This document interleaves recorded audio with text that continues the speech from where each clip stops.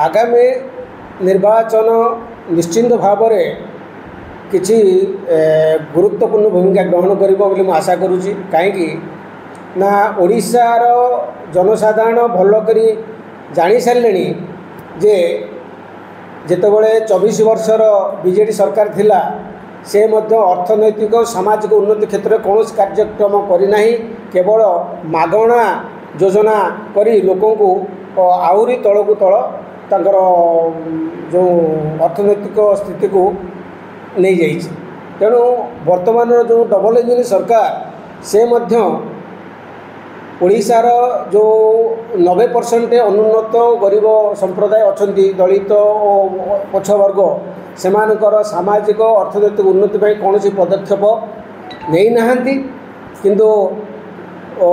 आज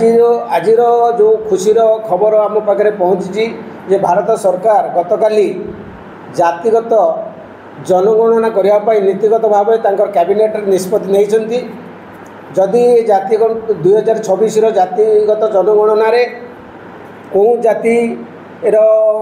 भाग केते बा संख्या केते एवं सेमानकर सामाजिक अर्थनैतिक स्थिति कौन अच्छी एटा जानिया परे सरकार जदि विधिवत योजना प्रस्तुत करती ताल आशा करुचु निश्चित भाव में सामाजिक अर्थनैतिक क्षेत्र में